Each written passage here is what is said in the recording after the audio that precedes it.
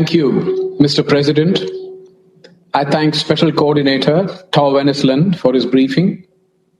I also welcome all dignitaries to this open debate.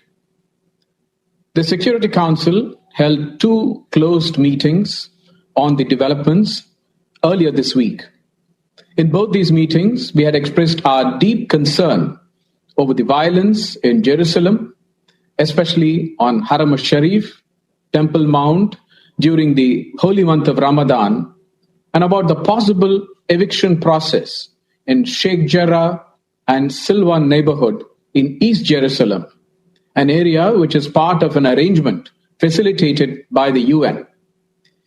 We had also expressed our apprehension at the spread of violence to other parts of West Bank and Gaza.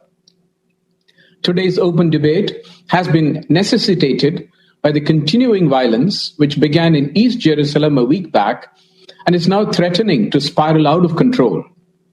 The events of the last several days have resulted in a sharp deterioration of the security situation.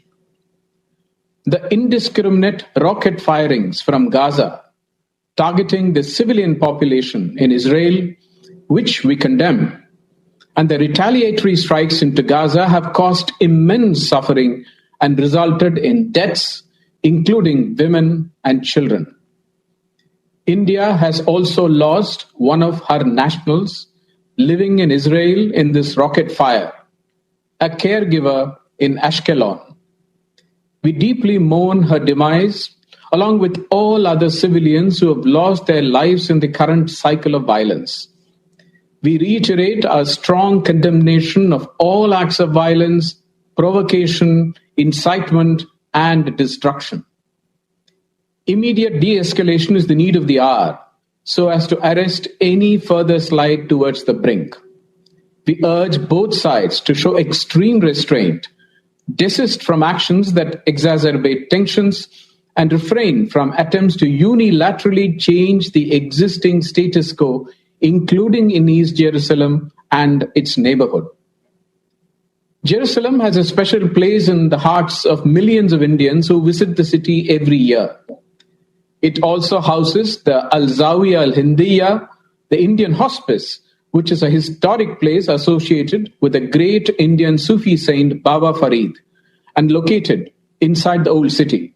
India has restored this Indian hospice. The historic status quo at the holy places of Jerusalem, including the Haram al-Sharif Temple Mount, must be respected.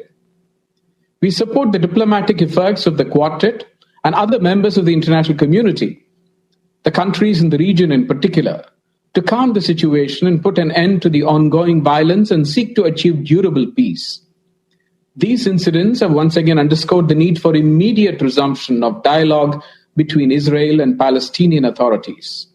The absence of direct and meaningful negotiations between the parties is widening the trust deficit between the parties. This will only increase the chances for similar escalation in the future. We believe that every effort should be made to create conducive conditions for resumption of talks between Israel and Palestine. In conclusion, I reiterate India's strong support to the just Palestinian cause and its unwavering commitment to the two-state solution. I thank you, Mr. President.